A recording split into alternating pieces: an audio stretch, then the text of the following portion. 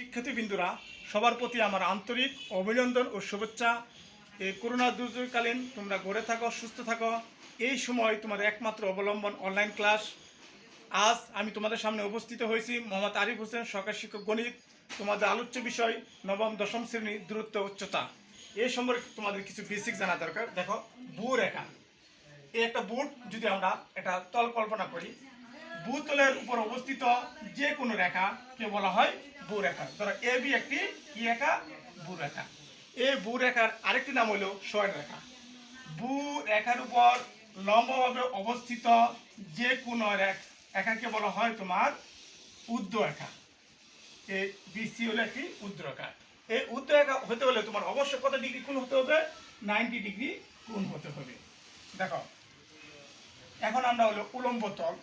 ভূরেখা এবং উর্ধ্বরেখা পরস্পর লম্বচ্ছেদী যে তল উৎপন্ন করা হয় সেই তলকে বলা হয় উলম্ব তল। আমরা পড়ব উন্নতি কোণ। ভূমির উপর অবস্থিত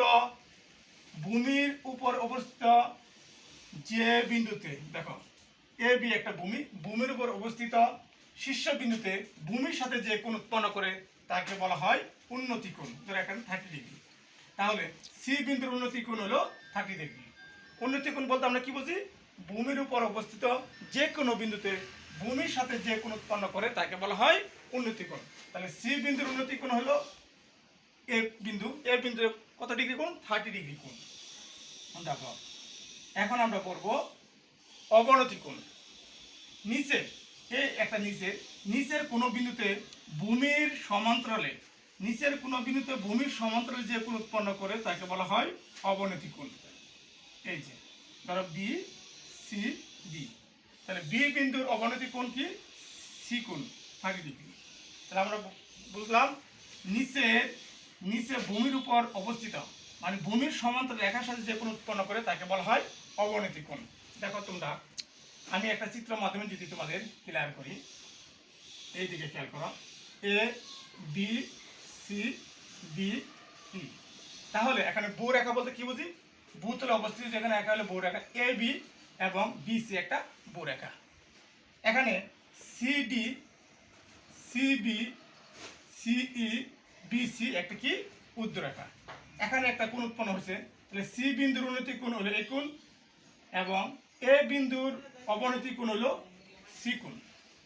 তোমাদের এই অধ্যায়ে চিত্র অঙ্কন করতে গেলে একটা জিনিস খেয়াল করতে হবে, তোমাদের চিত্রটা যাতে কারেক্টলি হয়। এই কারেক্টলির জন্য আমাদের একটা জিনিস খেয়াল করতে হবে, যখন থিটার মান 45 ডিগ্রি হবে, 45 ডিগ্রি ক্ষেত্রে তোমাদের এই লম্ব আর ভূমি সমান হতে হবে। দ্যাট মিনস লম্ব সমান ভূমি হতে হবে। আবার এটা যখন আমরা 60 ডিগ্রি কোণ দিব, 60 ডিগ্রি কোণের ক্ষেত্রে এই লম্বটা বড় হতে হবে, ভূমিটা ছোট হতে হবে। দ্যাট মিনস লম্ব গ্রেটার দেন ভূমি। আরেকটা জিনিস খেয়াল করতে হবে, যখন এখানে তোমার 30 ডিগ্রি কোণ হবে, এই লম্বটা তোমাদের ছোট হতে হবে, ভূমিটা বড় হতে হবে। ভূমি গ্রেটার দেন লম্ব। দেখো, তোমাদের একটা জিনিস খেয়াল করতে হবে, এই চিত্র জিনিস। তাহলে যখন আমরা 40 ডিগ্রি কোণ আঁকবো তখন লম্ব আর ভূমি সমান হবে। 60 ডিগ্রি কোণ আঁকলে লম্ব বড় হবে, ভূমি ছোট হবে। 30 ডিগ্রি কোণ আঁকলে ভূমি তোমার বড় হবে, লম্ব ছোট হবে। আরেকটা জিনিস তোমরা খেয়াল করো সবসময়, এই সমকোণের বিপরীত কোণ হলো তোমাদের অতিভুজ। তাহলে এটার নাম হলো অতিভুজ। সমকোণের বিপরীত কোণ হলো অতিভুজ এবং এখানে যে কোণ আঁকবো এই কোণের বিপরীত বাহু হলো লম্ব। তাহলে আমরা থাকলো কি? এটার নাম হলো ভূমি।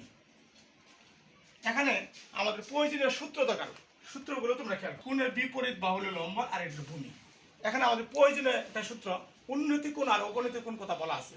যখন আমরা উন্নতি কোণ আলোচনা করব, উন্নতি কোণ কখন হবে? উন্নতি কোণের ক্ষেত্রে কোন সূত্র আমরা ইউজ করব? উন্নতি কোণের ক্ষেত্রে আমরা ইউজ করব tan থিটা এবং অবনতি কোণ tan থিটা। অবনতি কোণ অবলিক মই লেখা থাকলে হবে তোমার sin থিটা।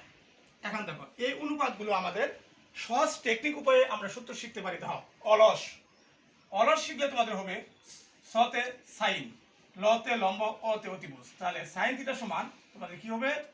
লম্ব বাই অতিভুজ। তাহলে সাইনের বিপরীত কি কোসেক? কোসেক থিটা সমান আমরা কি লিখতে পারি? অতিভুজ বাই লম্ব। এখন আবার যদি আমরা চিন্তা করি অবুক, কস থিটা সমান কি? ভূমি বাই অতিভুজ। কস থিটা সমান তোমাদের ভূমি বাই অতিভুজ। তাহলে কোসের বিপরীত কি? তোমার সেক। সেক থিটা সমান কি হবে? অতিভুজ বাই ভূমি। এখন আমরা বুলন টিতে কি বোঝায়? ট্যান। ট্যান থিটা সমান কি? লম্ব বাই ভূমি। লম্ব বাই ভূমি। তাহলে আমরা যদি এই টেনের বিপরীত কি? কট। কট সমান কি লিখতে পারি? ভূমি বাই লম্ব। তাহলে তোমরা তো এটা লিখতে পারবা। কোসেক থিটা সমান তাহলে কি হবে? অতিভুজ বাই লম্ব। আবার সেক বিপরীত অতিভুজ বাই ভূমি। তাহলে এই অধ্যায়ের তোমাদের জন্য খুব মোস্ট ইম্পর্টেন্ট এই সূত্রগুলো থাকলে তোমাদের যদি সুন্দরভাবে বুঝতে পারো তাহলে নেক্সটে অঙ্কগুলো তোমরা সহজে করতে পারবা। তোমরা ভালো থেকো সবাই।